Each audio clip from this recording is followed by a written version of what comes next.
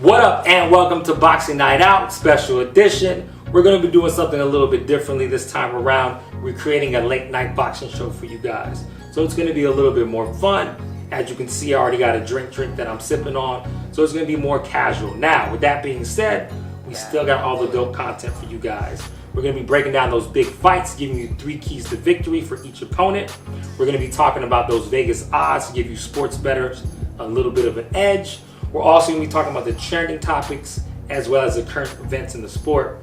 And if you've been following Boxing Night Out, you know we started off as an interview series, so we're still going to be tapped in with that. You already see what it is. I'm sipping the Henny. And now I want to invite you to pull up a chair, grab a drink, and enjoy the show. For me, I got to make sure that I sip slow so I don't talk too fast, because you already know on Hennessy, you go to 0 to 100 real quick. Now, without any further ado, let's get into it. All right, so for the first show, the main event that we're talking about is going down on May 8th in Arlington, Texas. And it's none other than everybody's favorite Mexican, yeah, I said it, Canelo Alvarez, the pound for pound king, versus a badass British bloke in the name of Billy Joe Saunders.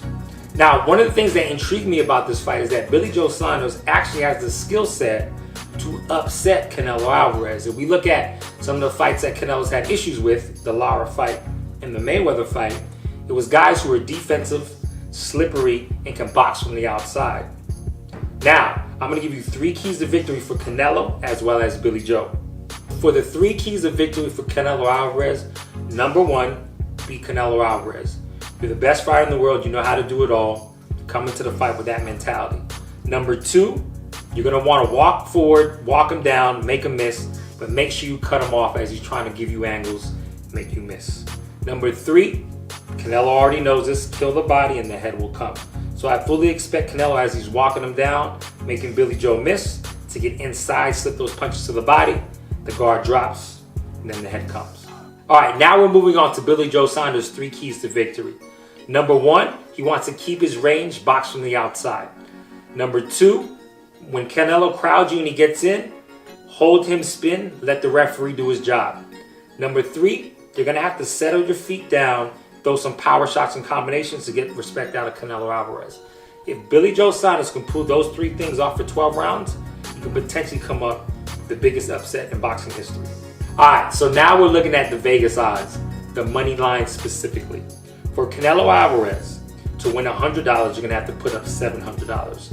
For Billy Joe Saunders, if you bet $100, you're going to win $450. Obviously, Canelo's the favorite.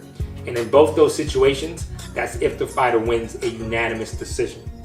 Now, depending on what your risk tolerance is, for me, if I was a betting man, I'm going to go with the surefire win. I'm going to put my money on Canelo. I really don't see Billy Joe Saunders coming up with a victory, so that's not something I want to put my money on. For our final thoughts, we want to discuss a trending topic in the sport of boxing. That trending topic is none other than Jake Paul. All right, before I even discuss Jake Paul, I want to bring your attention to a guy that we all know, Dwayne "The Rock" Johnson. The reason being is this dude built his platform or his audience in the WWE, and he was able to transition that into the Hollywood box office. Now we look at Jake Paul, he's doing the exact same thing. He built up his brand on YouTube, and now he's been able to take that to the box office in boxing. So essentially, this dude is an industry disruptor.